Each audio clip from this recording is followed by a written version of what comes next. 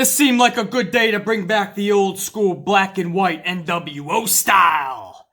Not just to signify the gray and gloomy mood we're all in being in the middle of winter, but also to signify the gray and gloomy mood that us Packer fans find ourselves in after last night's sad NFC Championship game against the San Francisco 49ers.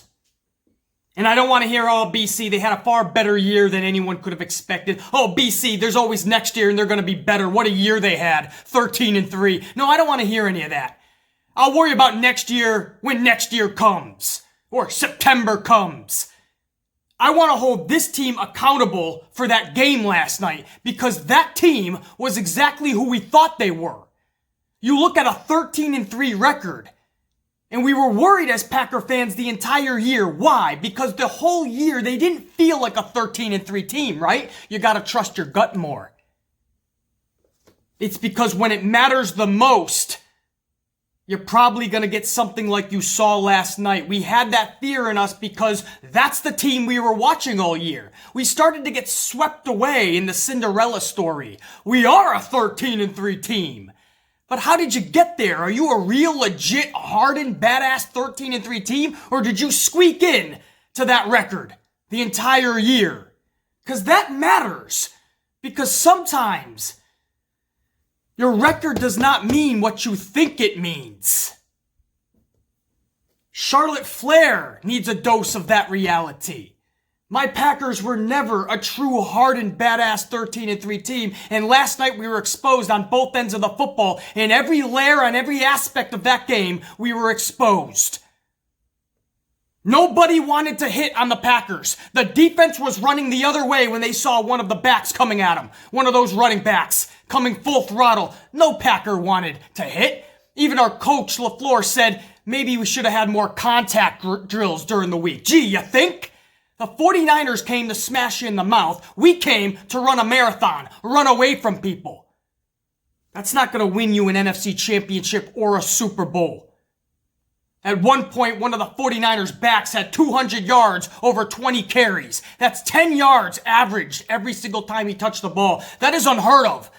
That is unacceptable. At one point, on a third down, they scored a 30-yard running touchdown because the Packers didn't want to catch the guy with the football. Oh, he's got the ball? I'm running the other way. And nobody wants to hold this team accountable. We just want to talk about how great of a season it was. It wasn't that great of a season. Don't be fooled by the 13-3 record. And that brings me again back to our main story in this video, Charlotte Flair. Because records aren't always what they seem to be. Just like for my Green Bay Packers, I questioned that 13-3 record. Charlotte Flair is now putting into question her record in WWE because she was just asked about being pushed into that limelight and she cut this interviewer off because she was having none of it.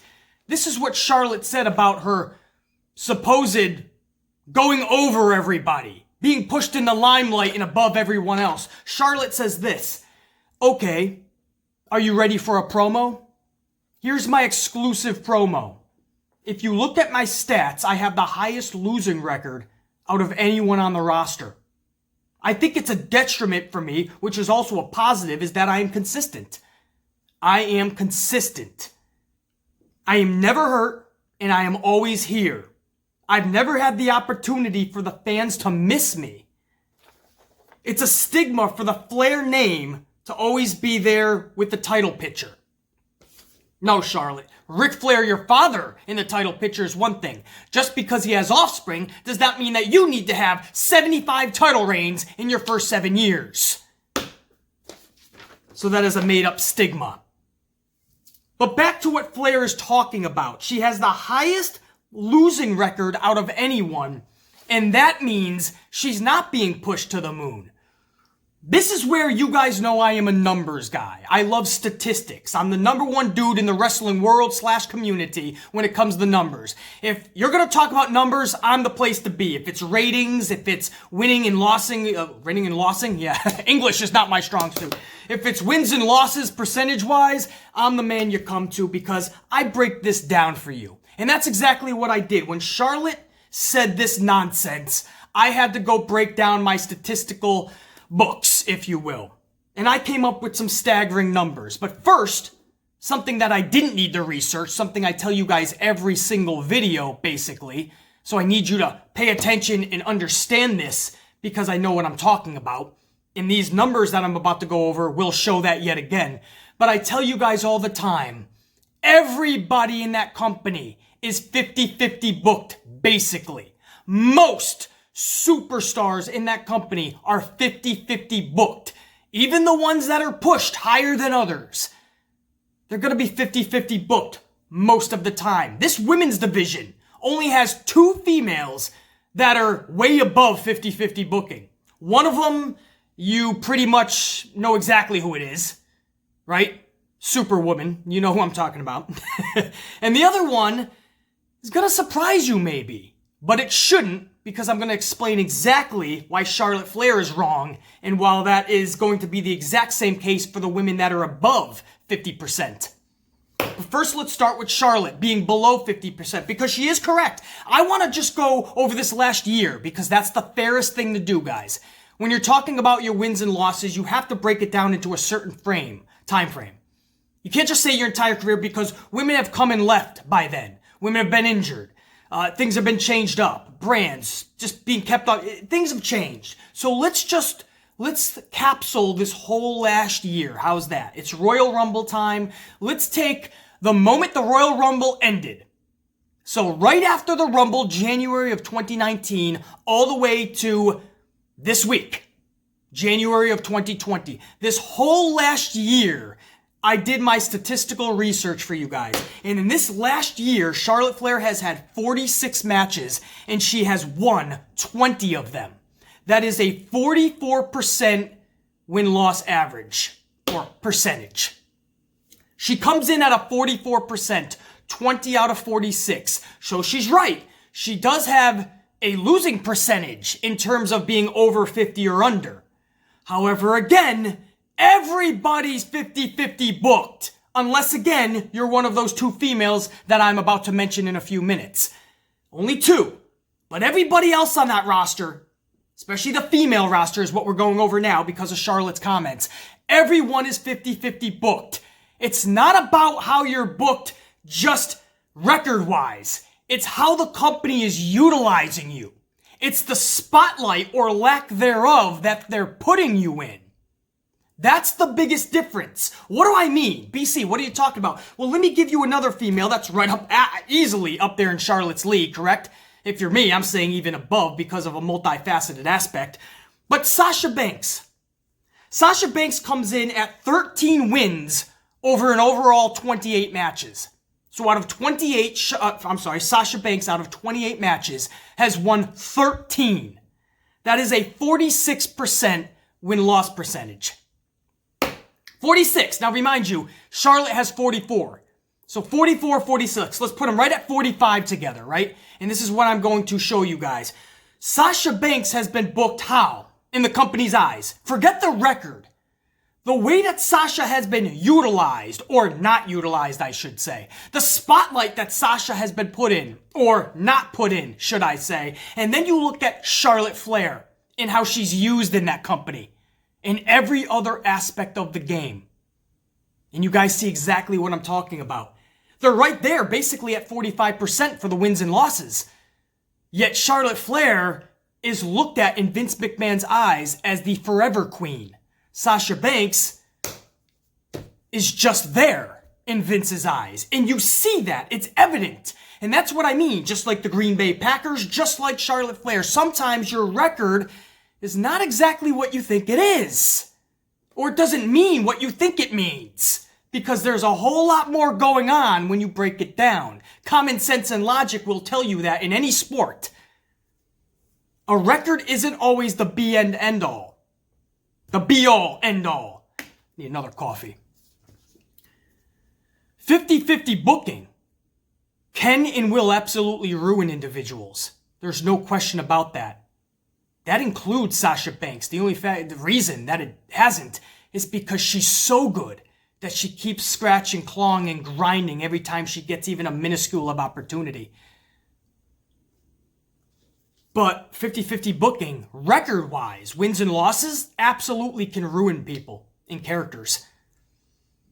But if WWE is going to put you up on a pedestal despite your wins and losses, then that's their way that they could get away with all this. They can say, oh, what are you talking about? She loses a bunch.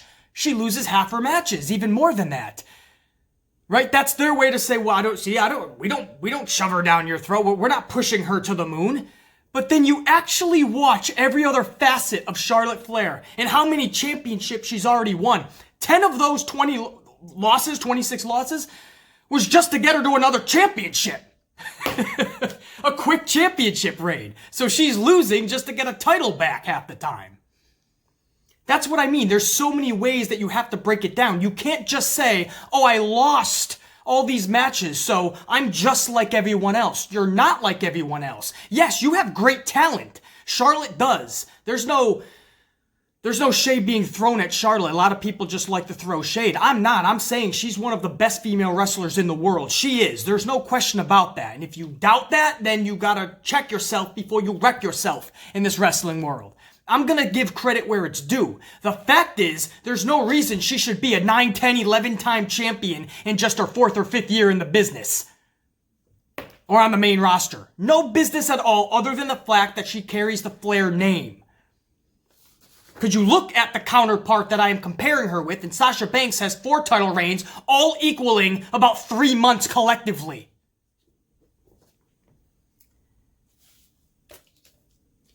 9, 10, 11, how many is she up to, guys? 9, 10, or 11, one of those, right? Championships. And you're telling me that her record is what's bringing her down. And this all stemmed when Corey Graves, over a month ago, said that it looks and feels like she's going through the motions because she's not being booked properly.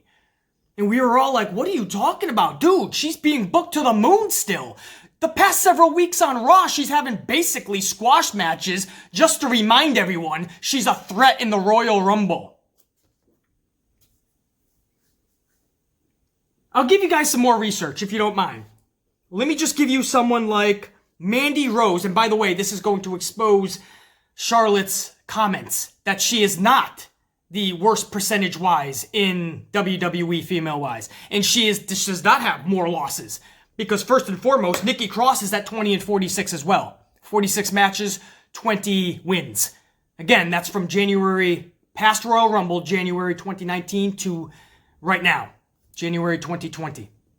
Nikki Cross is right there, 20-46. So Charlotte Flair does not own that distinction. And that's only because Charlotte Flair is having that many matches. But when you're talking percentage-wise, there's a handful of females that are way lower than her. Sonya Deville, for instance, 28%. She had 25 matches in the last year, and she's only won 7 of those 25. Mandy Rose, 8 for 30 at 27%. Dana Brooke, 38%. She's had 32 matches, Dana Brooke, 32, and she has won 12 of those 32. So there's a handful. I can keep going on and on. Naomi, Ember Moon, those are all lower than Charlotte Flair. Naomi is 33%. She's only won 5 of 15 matches in 2019/2020 early. And Ember Moon is at 40%. She's only had 15 matches as well and only 5 wins. Oh, I'm sorry. Ember Moon has had 6 wins. So that's why she's at 40%. 6 out of 15 for Ember Moon. Naomi only won 5 out of 15 and she's at 33%. And no, it's not just about being out with injuries or personal issues with Naomi. Even when they were on that roster, they were being booked in irrelevancy or not being booked at all. And that's what I mean.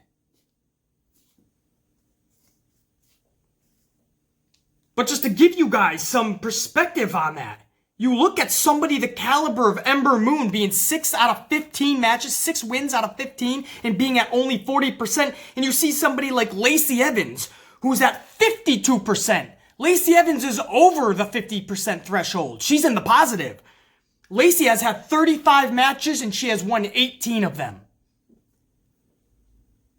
But even if you want to put both right at 50%, right? Ember's at 40, Lacey's just at 52. They're both being 50-50 booked still. But Lacey is booked to the moon since she got there. And I'm not talking about wins and losses, just about how she was being used and in what way. how she was being utilized. You saw it. If you have common sense and logic, you saw that that was one of Vince McMahon's projects from the get-go, from the jump. You knew it.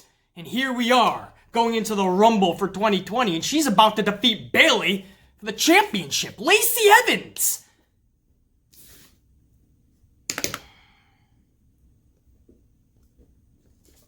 Meanwhile, Ember Moon, what's the storyline you remember from Ember Moon in the last year? You don't. Oh yeah, there was none. She was always kept off TV. She was backstage playing her video games. You don't remember any Ember storyline. The only thing you even remember from Ember Moon, and this probably you may have forgotten as well, was SummerSlam, because they actually gave her a title match because they had nobody else for Bayley. So they rushed. In just 2 to 3 weeks, they rushed an Ember Moon Bayley title match at SummerSlam. And right after Ember Moon did the job to Bayley at SummerSlam, Ember Moon was right back into irrelevancy. In fact, Ember Moon's last 4 matches before she got injured, loss, and loss. It's not just the wins and losses, guys. It's not just the record. 50-50 booking can ruin you, yes, record-wise, but it's beyond that. How did we get there? How are you being used when this was all going down? You gotta remember to include all of that into your subconscious, because I assure you, that needs to be talked about, because that's how we get somebody who's 50-50 booked, or in Charlotte's case, just like most of these females, under 50-50 booked. You're under that 50 percentage. But how did you get to be in the spot that you are? Because she was always thrown into that limelight, when others like Sasha and Ember and Naomi were never really given that, even with championships. That's never more evident than the top 2 percentage-wise in that female division. Are you guys ready for this? Let me get a sip of coffee, and I'm going to tell you guys who the top 2 are. One of them, you're absolutely going to go, yeah, I knew that, BC. Look at the way she's being pushed. The other one might surprise you, but again, it shouldn't.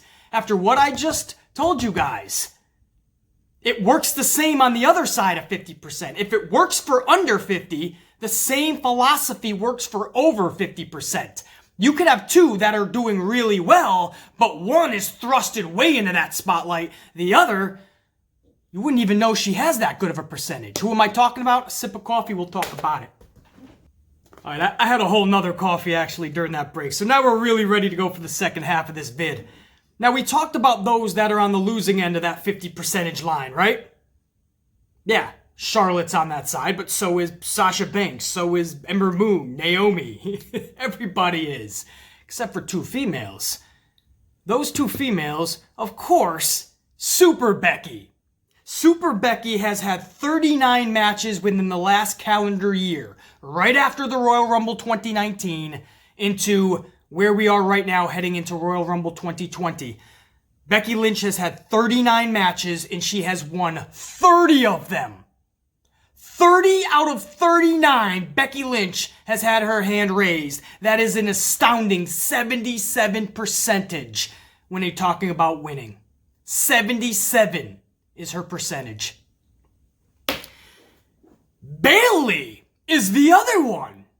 You wouldn't have thought that, right? For many reasons. But Bayley, silently, like the Packers in 2019, getting to a 13-3 record, Bayley quietly squeaked in to a 35-win year out of 50 matches.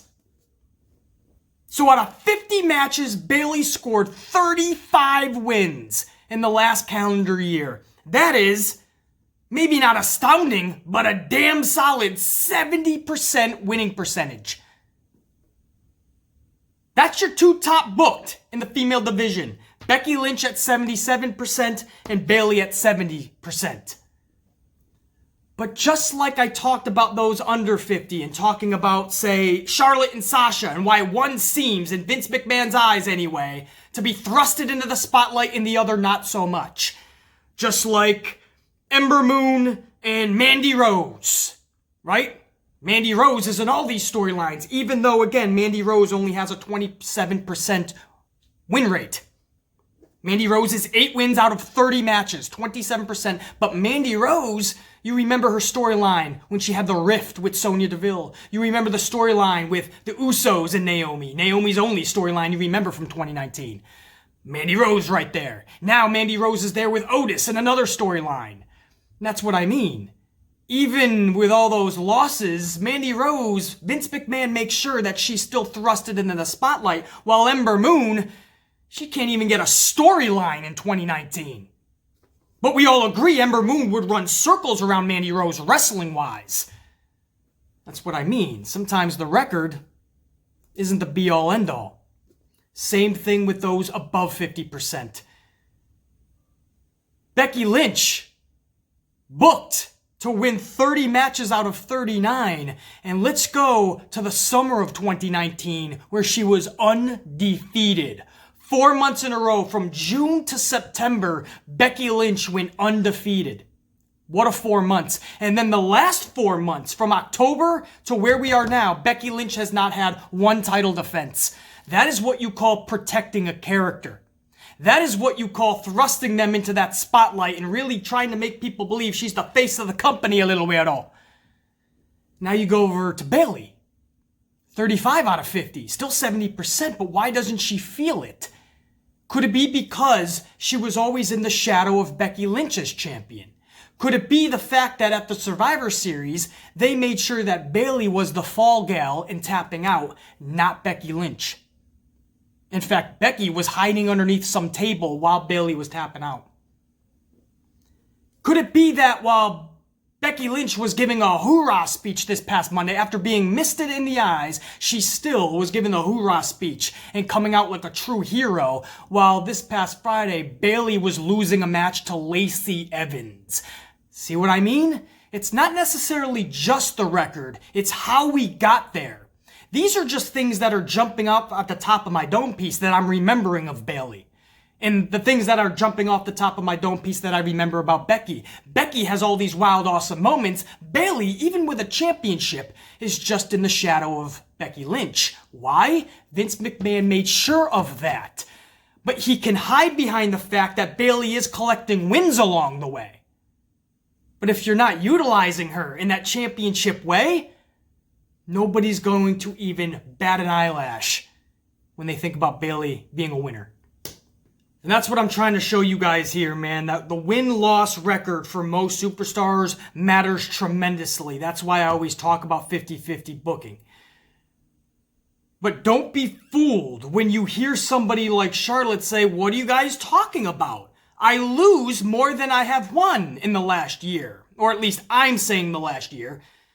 Because that's all that matters. Again, females have come and gone, some got injured, everything has changed. I think the only way to judge this the most down the middle factual way is just to do the last 12 months, the last full year. And yes, Charlotte Flair lost 26 and she won 20. But don't be fooled when they come out and say something like that in defense of them being pushed to the moon. What are you talking about? I lost more than I won this year. No, you were still, when it counted the most, thrusted into the spotlight more times than not. With that losing record, you had multiple championships. So with that kind of record, wouldn't you just not be the champion? Ever? Or, despite your record, Vince McMahon made sure you were pushed to the moon several times. In fact, you guys know this is the truth. This isn't even about throwing shade. I gave credit where it was due to Charlotte Flair. But if the fans weren't so turned off by Charlotte Flair in there all the time, Charlotte Flair right now would be your champion. Maybe on the SmackDown brand, maybe she would have had it from Becky Lynch. But Charlotte would have been holding gold right now because that is Vince's princess. But because he knows enough people have been in his ears saying, "Listen, we got to reel her back, man. The fans are, this is becoming a Roman Reigns situation."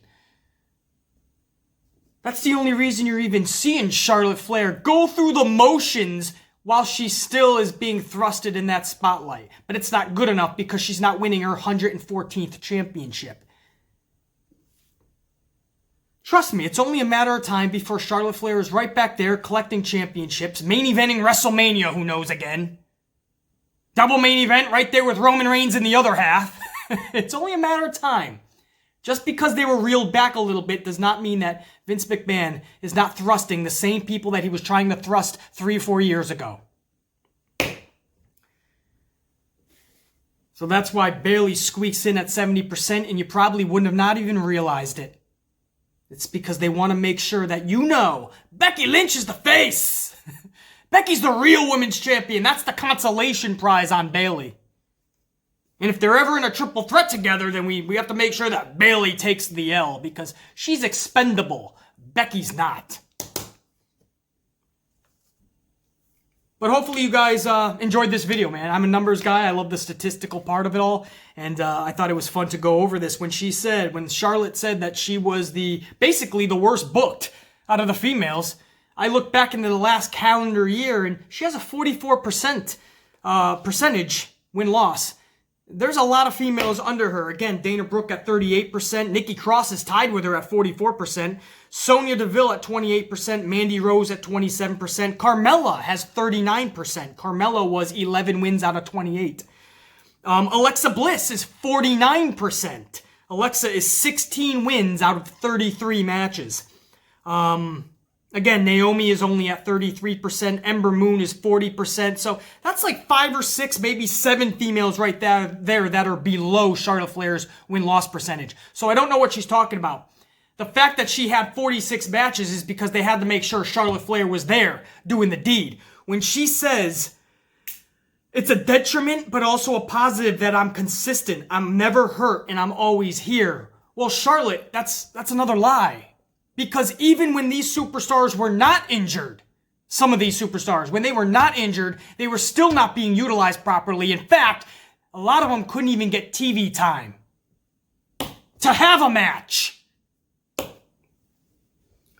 If you guys are wondering about Asuka and Kairi Sane, same type of deal. Asuka and Kairi Sane. Asuka is 19 wins out of 30. A 63% win percentage. That is awesome. Kairi Sane, 16 wins out of 25 matches, 64%. So Asuka is 63, Kairi Sane 64%. Your tag team champions, win-loss-wise, not bad at all. BC, I would have never thought that. It seemed like Asuka was always placed in irrelevancy, and especially Kairi, since she debuted after Mania. Well, again, you guys felt that way because Vince McMahon made sure of that. Before Rio won that championship over in AEW, Asuka was in irrelevancy. So far down that if Vince wanted to use her, they weren't going to be able to find her because she'd be making YouTube videos somewhere talking about how to camp by yourself. Which, by the way, was oddly entertaining. Good job, Asuka. She wasn't even being used before Rio won that championship. Basically, or when she was, it was just jobber status. Kairi Sane, you would forget she was even on the roster. But they were quietly picking up victories along the way. It's almost like Vince covering his ass. What do you mean? They have a winning percentage. You didn't give them any storylines. You didn't give them anything. And finally, Rio wins that championship in AEW. And finally, Vince is forced to use his Japanese talent. So Asuka and Kairi finally get championships. Of course, they're just tag team championships. You can't have Asuka and Kairi have their own singles title. Why not, Vince? They have a 63% win-loss percentage for Asuka and a 64% for Kairi. They're more than deserving win-loss-wise to hold championships. Why is Alexa Bliss at 49% holding multiple title reigns? Why have I seen Carmella with multiple title reigns at 39%? Why is Charlotte at 46% getting 114 title reigns? You're not fooling the amplified, man. You can give these superstars more wins than losses, but if you're not using them properly to the best and the highest of their capabilities, then you're doing a disservice and an injustice to them and your company. That's my problem. Some of these winning percentages, you would think, oh, that's good. Bayley, 77%. Asuka, 63%. Kyrie, 64%. But then you think about their whole entire year. Even with championships, they could not bust out of the shadow of females like Charlotte Flair or Lacey Evans even. Alexa Bliss most of the time. Alexa was injured 3 different times in 2019. But I assure you, Alexa Bliss had more storylines than Asuka and Kyrie. Lacey Evans, more storylines than Asuka and Kyrie. Charlotte Flair talks about her losing percentage. You were just in the main event at WrestleMania, dude. Few months later, you're winning a championship.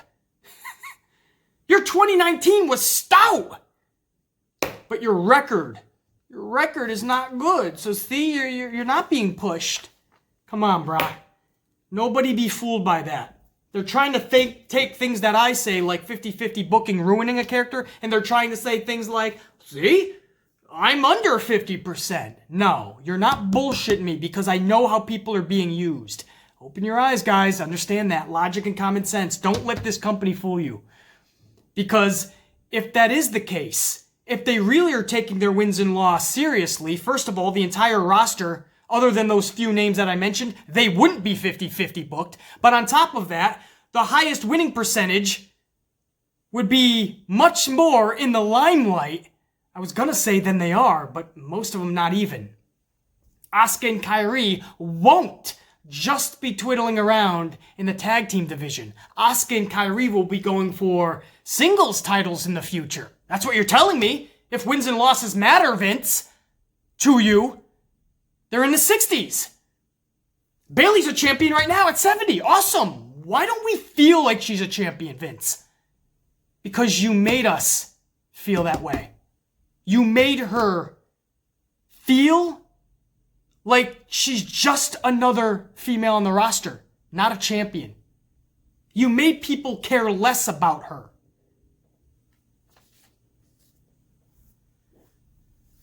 I think Bayley's doing, lately especially, much better in this heel role, by the way. So I'm liking Bayley. They should have, from the jump, when Sasha came back, if you were going to put Bayley and Sasha together, they should have made them a legit, badass, formidable team. Not just doing the job for Lacey Evans. I still remember that week where Lacey knocked out Sasha and Bayley just watched. Or this past week when it was 2-on-1 backstage and Sasha Banks gets flattened on her buttocks and she's got her fucking ankle in her hand because she just twisted her ankle. And Lacey Evans now wants to do the same to Bayley. You're telling me 2-on-1 could not defeat Lacey? Time and time again, we're seeing this type of booking for Sasha and Bayley. In the eyes of the beholder, in our subconscious, we're taking inventory of that and we're saying, okay, Sasha and Bayley are turning out to be clowns. Lacey Evans is owning them every single week. That's your champion. So, I'm going to get myself another coffee. Hopefully you guys enjoyed this video. You know I love going over the numbers and the statistics with you guys because those numbers and statistics tell such a complex story that needs to be jumped into. It needs to be dove into head first, and somebody needs to break through the BS. Because people like Charlotte Flair will try to feed that BS to you, trust me. So, another coffee, and I'm going to mourn the loss of my Green Bay Packers for this season. Speaking of mourning the loss, we'll also mourn the loss of Charlotte Flair's career. Because evidently, if you're listening to Corey Graves and talking about Charlotte going through the motions because she's not being booked on the highest of pedestals, and if you listen to Charlotte Flair talking about, what do you mean? I'm not in the spotlight. I'm losing more than I'm winning. Yes, we're all gonna mourn the loss of your career, Charlotte. You are absolutely being buried by Vince McMahon in the company. I hope your career can be resurrected, Charlotte. Poor Charlotte. Victim Charlotte. Let's all, at this eulogy for Charlotte Flair's career, let's all, dearly beloved, have a moment of silence while we do the 10-bell salute to Charlotte's career.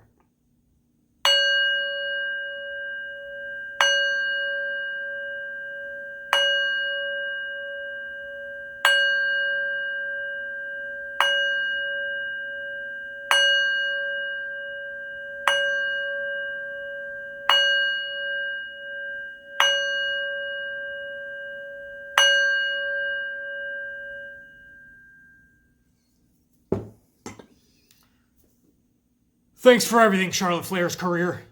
I can't believe how buried you've become. Amplified fan. Get out of here with that. Push Sasha, will you, Vince? Push Sasha. Check you later.